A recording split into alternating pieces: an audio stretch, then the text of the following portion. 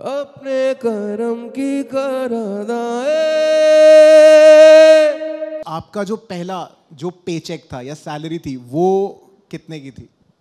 Mom नहीं दिया था मुझे। अच्छा 200 मॉम की तरफ 200 रुपए। हाँ। आपकी सारी एक्स गर्लफ्रेंड्स आपके सामने आ गई है, तो आप क्या गाना गाएंगे?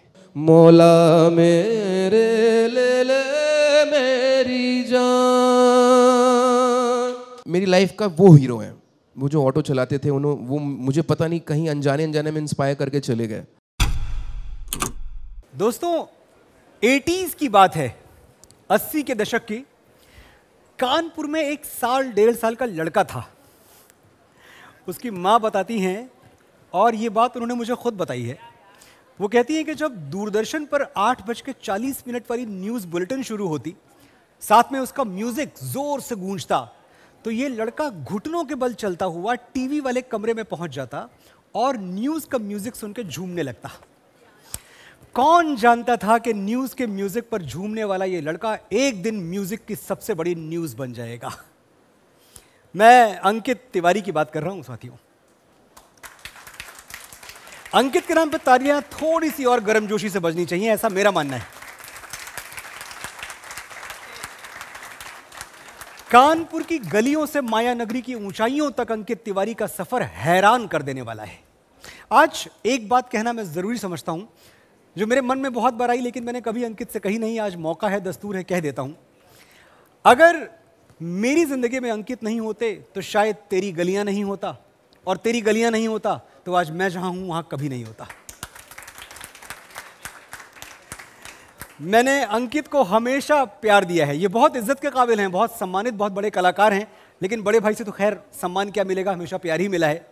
मैंने हमेशा इनको जी भर के प्यार दिया है, लेकिन आज सम्मान के साथ आपकी तालियों के बीच मैं अंकित तिवारी को मंच पे बुलाना चाहता हूं। आपकी तालियां मेरी मदद करें।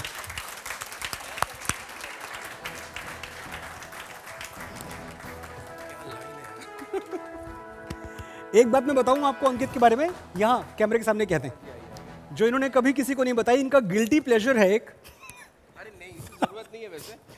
दुनिया की जितनी चीप हॉरर फिल्में हैं उनके बहुत बड़े शौकीन अंकित, कोई भी नहीं छोड़ी होगी।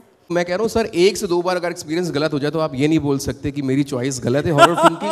मैं ये ज़रूर बोल सकता हूँ कि हाँ, मैं शौक रखता हूँ हॉरर फिल्म देखने का, और यहाँ पे और भी बहुत सारे लोग होंगे। किसको किसको पसंद है हॉरर फिल्म देखना? यहाँ पे बहुत कम लोग हैं, बट बहुत कम लोग हैं। ऐसा नहीं यार, देखते नहीं आप लोग हॉरर फिल्म्स? यार हॉरर फिल्म्स, कम ऑन। नहीं, सवाल ये नहीं है अंकित, सवाल ये है कि कितने लोगों को सस्ती हॉरर फिल्में देखना पसंद है? हाथ उठाएं। आप नाम बताइए सर, सस्ती हॉरर। इनको पता है, देखी इन्होंने, इनको सब पता है। मुझे नहीं पता है, कि जिसको पता है उसने देखी है। लव यू अंकित। एक तो मनोज सर ने आपका बिल्कुल आते ही राज खोल दिया यार, ये तो काफी कर दिया। लेकिन गाने इनके सुन के दिल हो जाता है भारी, गाने इनके सुन के दिल हो जाता है भारी। हमारे साथ है आज अंकित तिवारी। अंकित भाई, आपका पहला सुपरहिट गाना सुन रहा है ना तू रो रहा हूं मैं, अगर मैंने आपसे उसकी 2 लाइनें गाने की गुजारिश नहीं करी, ये लोग मुझे बहुत भैड़ी वाली गंदी गालियां देने वाले हैं। तो अंकित भाई, मुझे लगता है माहौल तो आप ही को बनाना पड़ेगा। आप सुनना चाहते हो सुन रहा है ना तू? मुझे लगा था थोड़ी देर बाद शुरू होगा सर, कि मैं अभी आया हूँ, थोड़ी बातें कर लेते हैं और उसके बाद थोड़ा बहुत गाते तो अच्छा रहता। मतलब मैं इंट्रो चाहे जितनी मर्जी अच्छी कर लूं अंकित भाई, लेकिन माहौल तो आप ही बना सकते हो। मंजिलें रुसवा है, खोया है रास्ता, आए ले जाए इतनी सी इल्तिजा, ये मेरी जमानत है, तू मेरी अमानत है,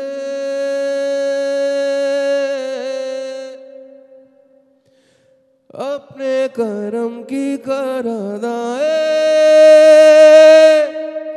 कर दे इधर भी तू निगाहे, सुन रहा है ना तू,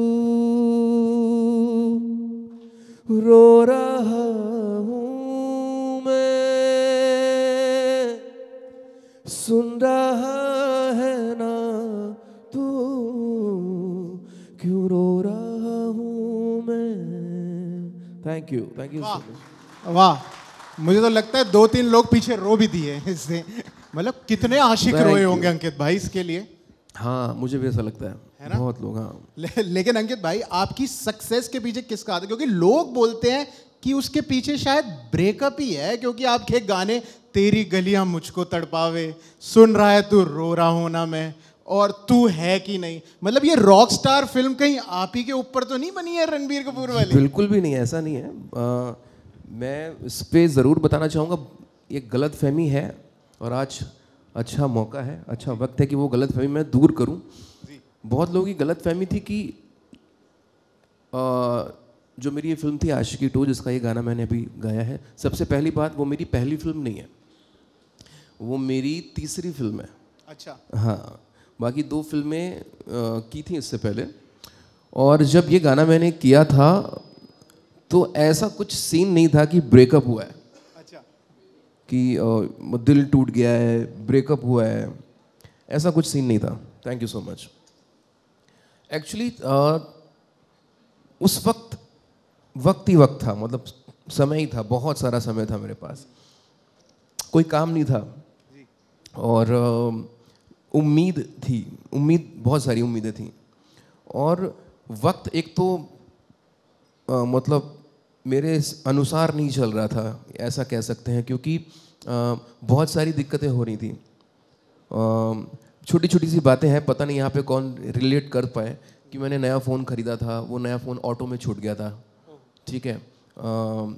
और मैंने एक उस वक्त पैसे इकट्ठा करके एक नई घड़ी खरीदी थी, वो गिर के टूट गई थी। मैं रेंट पे रहता था उस वक्त पे, तो एक फ़ोटो थी साईं बाबा की, वो अचानक से गिर के उसका कांच टूट गया। तो मतलब ये होता ही जा रहा था साथ साथ। और जहाँ भी मीटिंग करने जा रहा हूँ, जिनसे मिलने जा रहा हूँ, वहाँ पे रिजेक्शन होते जा रहे थे। तो ये गाना स्पेशली लिखा है संदीप नाथ ने, मिस्टर संदीप नाथ ने ये गाना लिखा है। बट सुन रहा है ना तू रो रहा हूँ मैं, ये लाइन मैंने खुद लिखी थी। अच्छा। सिर्फ इतनी, पूरा नहीं, क्रेडिट गोज टू हिम, क्योंकि उन्होंने पूरा गाना लिखा है। बट ये लाइन मैंने लिखी थी, ब्रेकअप का कोई दुख नहीं था, दुख था कि ये लाइफ कितना हिट कर रही है, मतलब कितना मुझे टाइम नहीं दे रही है ज़िंदगी, मेरे साथ नहीं चल रही है, मुझे मौका नहीं दे रही है। तो उस हालात पे ये गाना बना था। ओह जी। मतलब लेकिन लोगों ने तो उसको ब्रेकअप पे ही ले लिया, सारे आशिक बैठे हुए कि नहीं मेरी वाली तो चली गई, अब मैं यही सुनूंगा रात वो सिचुएशन फिल्म में ऐसी थी ना, तो लोगों को वही रियलाइज हो रहा था कि मेरी वाली चली गई। मेरी वाली चली गई। चली गई, मेरी भी बहुत सारी। लेकिन हुआ ऐसा है कि बहुत बारी ऐसा हुआ है कि मेरी वाली चली गई, और ये भी हुआ है कि मेरी वाली वापस भी आ गई इसी गाने के थ्रू। अरे वाह। तो दोनों चीजें की है मैंने, बुराई नहीं किया, अच्छा भी काम किया है। मिरेकल। ये तो मैजिकल गाना। तो अंकित भाई, आप बता रहे थे कि जब आप शुरुआत में आए बहुत टाइम होता था, तो मतलब ये जब आप कानपुर से आए, सपनों की नगरी मुंबई में, तो मतलब कैसा था कि जब आपको पहला ब्रेक मिला? जैसे आपने कहा आशिकी 2 तो बहुत सुपर हिट हुई, लेकिन उससे पहले भी आपने 2 फिल्में करी, तो वो वाला सफ़र कैसा था कि जब आप आए मुंबई में, और किस तरीके से आपको स्ट्रगल करना पड़ा कि यार काम कैसे मिले, तो मिले कैसे? सर मैंने देखिए 6-7 साल के बाद मुझे फिल्म मिली थी आशिकी 2, और उसके पहले 6-7 साल का सफ़र जो है वो मैंने बहुत कुछ किया है सर। मैंने जो टीवी सीरियल के बैकग्राउंड किया है बहुत सारे, मैंने जिंगल्स किए हैं, और मैंने आर्टिस्ट जो मेन आर्टिस्ट होता है, वो जो परफॉर्म करता है, उसके पीछे बैकिंग वोकलिस्ट किया हुआ है। हाँ, और मैंने असिस्ट किया है, एज अ रिकॉर्डिंग इंजीनियर काम किया है। तो ये जितने काम हैं ये मेरा किचन चलाते थे, मेरा रेंट जो होता था महीने का वो इन सब से हो जाता था। अच्छा। तो ये सब करते कराते साथ ही साथ मैं अपने गाने बनाते रहता था, बैंक, क्योंकि हर एक म्यूजिशियन को, स्पेशली कंपोज़र को अपने बैंक बनाने की बहुत ज़रूरत होती है। तो ये भी मैं करता था और अपने गाने भी बनाता रहता था, तो और मौके की तलाश में था कि कब मौका मिले। या और टकरा गया मौका।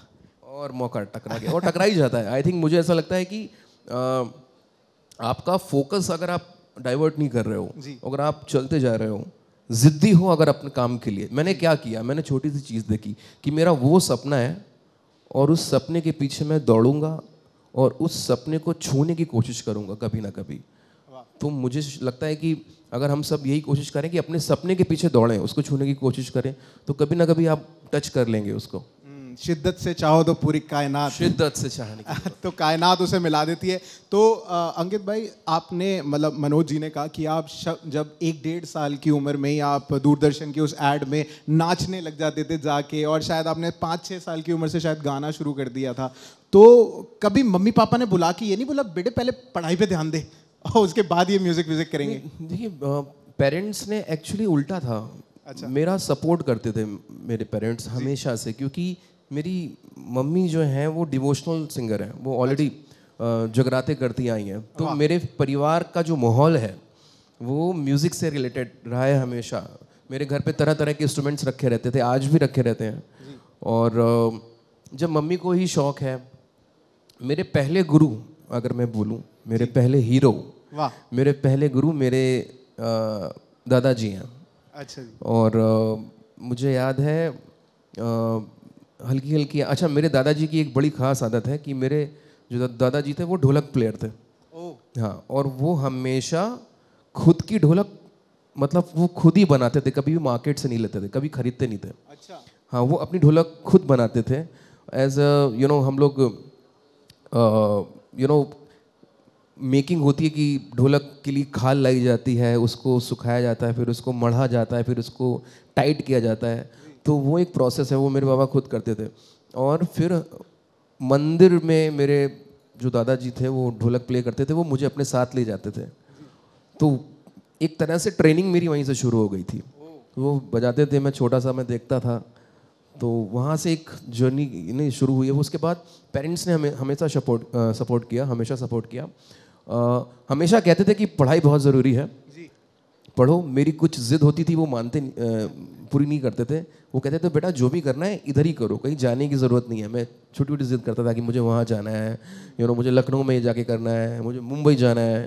तो उन्होंने बोला था कि एक टाइम पे जाओगे, अभी बेटा जो भी यहाँ करना है यहीं करो, सीखो, ट्रेनिंग लो, पढ़ाई करो, और एक वक्त आएगा जब आप जाएंगे। वाह, वो वक्त आया और क्या खूब आया। और तो आपको याद है अंकित भाई कि आपका जो पहला जो पेचेक था या सैलरी थी वो कितने की थी? मॉम नहीं दिया था मुझे। अच्छा, 200, मॉम की तरफ 200 रुपये। हाँ। तो आपने क्या किया उससे? मैं बताता हूँ। जब मैं ट्रेनिंग ले रहा था, मैं सीख रहा था, छोटे से लेके बात कर रहा हूँ। तो जैसे मैंने बोला कि मैं जागरण, मेरी मम्मी जागरण करती थी जी। जागरण समझ में आ रहा है आप सबको? माता रानी की जगराते चौकियाँ होती हैं। तो मेरी मम्मी वो क्या करती थी, तो मैं उनके साथ गया था एक बार। अरे वाह। वैसे तो मैं बहुत बार गया हूँ, मैं पहली बार की बता रहा हूँ। मैं उनके साथ गया था, मैं बहुत छोटा था। अच्छा।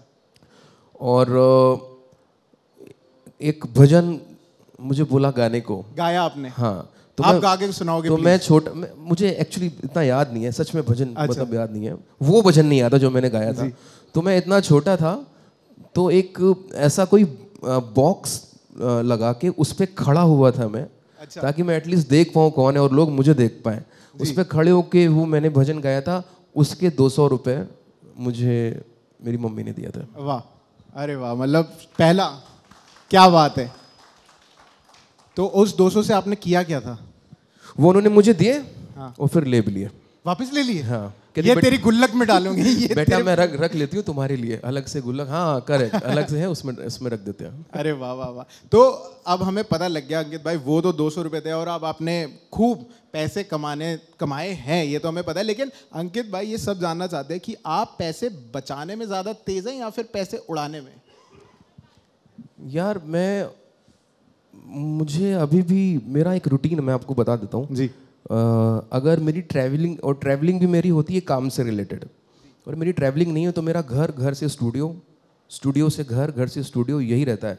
अच्छा जी। तो मतलब मैं ऐसा बहुत खर्चे वाला लड़का नहीं हूँ कि मैं बहुत खर्चा करता हूँ, बहुत सारे शौक पाल रखे हैं, वैसा कुछ नहीं है मेरे साथ। मैं पता नहीं, मेरी वो स्टार्टिंग से ऐसी आदत है कि स्टूडियो से घर, घर से स्टूडियो।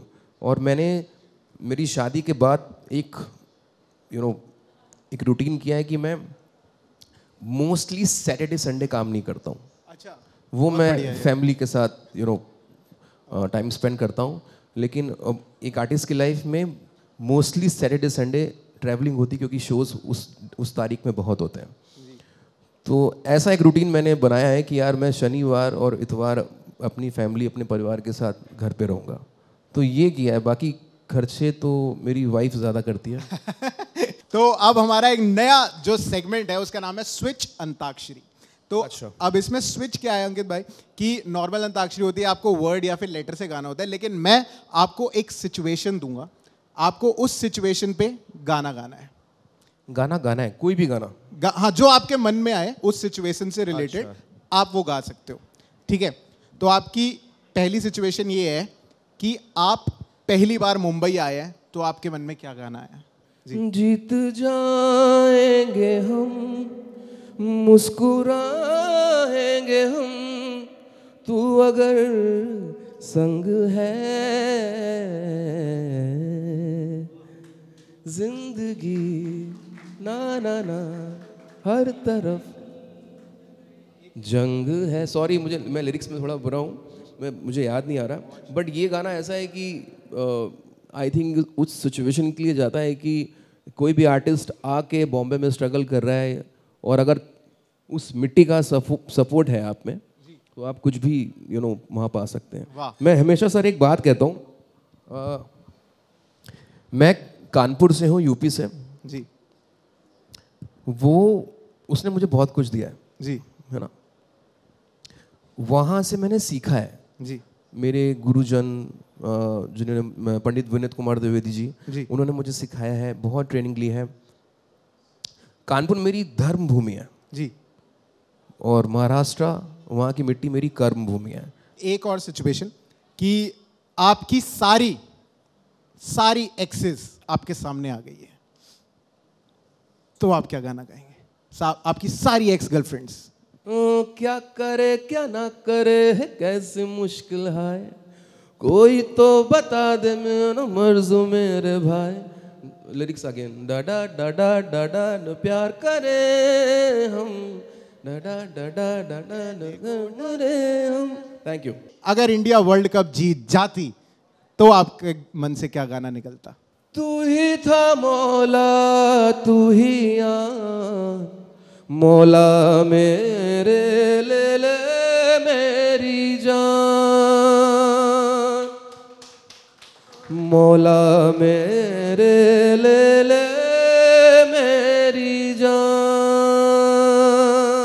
आखिरी सिचुएशन ये है अंकित भाई, 2023 सिंस खत्म होने वाला है, आपका 2023 कैसा निकला? अगर इसको सम अप करना हो आपको एक गाने में, तो वो क्या होगा? पास आइए कि हम नहीं आएंगे बार बार, पास आइए कि हम नहीं आएंगे बार बार, बाहें गले में डाल के हम रोले जार जार, कल आपके नसीब में ये रात हो न हो, शायद फिर इस जन्म में मुलाकात हो न हो, लग जा गले से लग जा गले के, फिर ये हंसी रात हो न हो।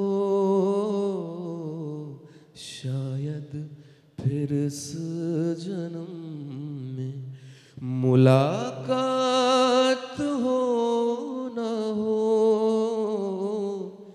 लग जा गले से